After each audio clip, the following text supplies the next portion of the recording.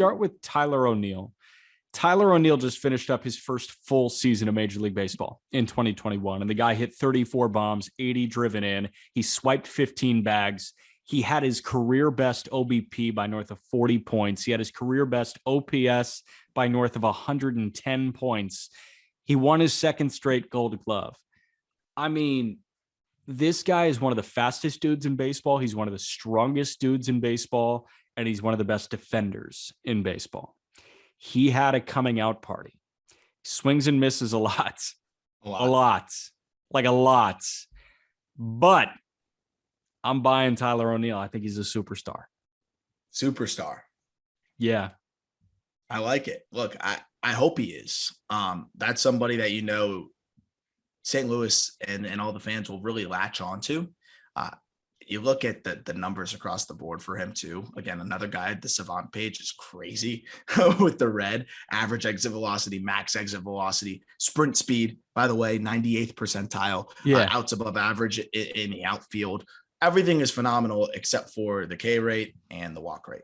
And those are two things that can hold even the most supremely talented players back.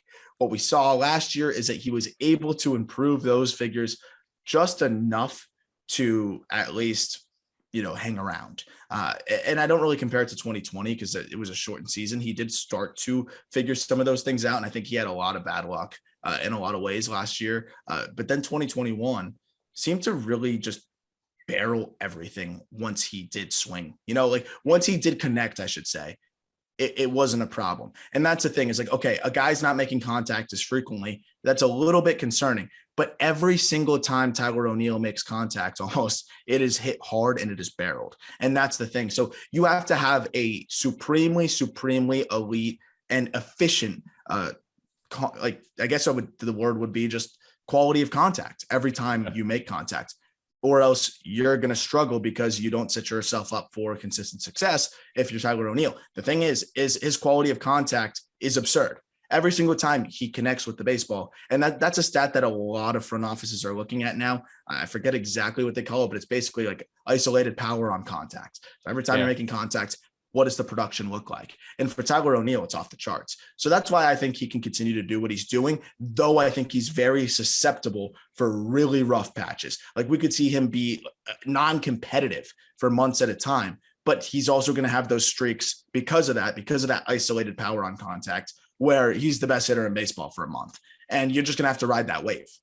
If we're looking at making the most of your chances, which is what we're looking at, Tyler O'Neill does not fit the stereotype of the guys you typically look for in terms of isolated power on contact. Those guys look like Adam Dunn. They look like Ryan Howard. Peter and I just talked about Ryan Howard. We were, making his Hall of Fame case. He's not a Hall of Famer, but Ryan Howard at the peak of his powers when he won his MVP, he was the best mistake hitter in baseball. He's the best mistake hitter of our generation. Bonds was.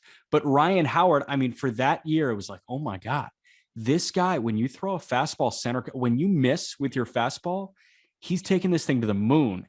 And you have to restructure the way you think about that type of guy because it doesn't look like Ryan Howard anymore. No. It could look like Tyler O'Neill. Exactly. And that's the thing. Even when when Ryan Howard isn't hitting, he's a black hole of worthlessness. Like just being honest, right? He was a bad defensive first baseman who couldn't run. When Tyler O'Neill isn't hitting great, even when he gets on base, he's a speedster. When he's playing defensively, he is a phenomenal defender out there. He's a Gold Glover. So you're getting value in ways that you don't really see from a typical 3 true outcomes guy. And that is very important. And another reason why I think it hedges some of that concern. I'm buying it too. But again, be ready for a roller coaster ride because I think he's going to have some of the worst months in baseball over the next few years and some of the best months in baseball. And that's what happens with these types of players. But he's as far on that end of the spectrum, I think, as you're going to see, even comparing him to the Adam Dunns of the world. But he's able to impact the game in more ways, which makes him just, like you said, so rare. Yeah. Are you ready to latch onto the S word that I just dropped for him too, or no? I think he's going to be an all-star on several occasions, but what I was going to ask you when you said that, what is the definition of a superstar? How many players in baseball are superstars? You know what I'm saying? Yeah. And that's a ridiculous question, but like that is where I'm trying to like conceptualize this. Because No, yes, like it's I can see fair. superstar qualities, but like what is a superstar? Yeah, no, it's not a ridiculous question. It's a fair question. I think there are 10 to 15 superstars in baseball. So you're saying he can be a top 10 to 15 player in baseball? Yeah, absolutely. I hope you're right. I don't know if I'm willing to go that far.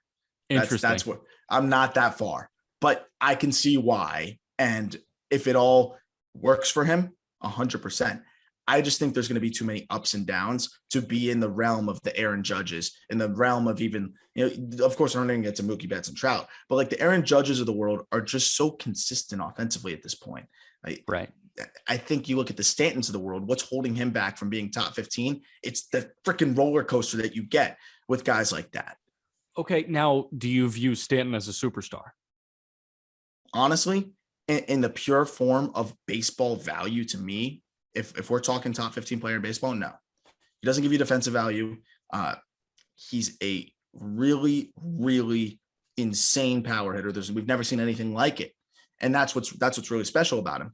But I mean, look at the numbers. When he's on the field, even, that was the big question. Was it on the field enough? So that's kind of a side topic. It's a little sidebar. But yeah, when he's on the field, outside of that MVP season that he had with the Marlins, which was the most outrageous thing I've ever seen, that was superstar.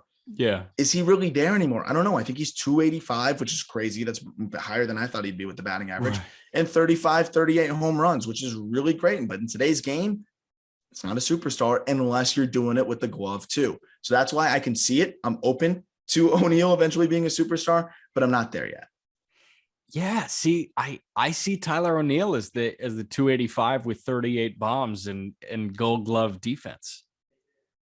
Yeah, I think that's superstar. I'm nervous about the consistency. I'll make my homework for next Monday to actually concoct a definition for superstar in baseball. Yeah, that might change it for me. Like if we go broader, if you say top 25, yeah, I'm in. Here's what I'm going to do for next Monday. I mean, we're show planning right now. For next Monday, I'm going to put together a definition of superstar in baseball. Yeah. And we're going to list out the superstars that are active in Major League Baseball right now. So can we quit? Yeah, I would love to be like, do you think this guy's a superstar? Yes or no? We could probably give a list of 30 where 20 guys can fit into it or whatever it is. Let's do it. Let's do it. Look forward to next week. I'm in. Yeah. Everybody look forward to next week.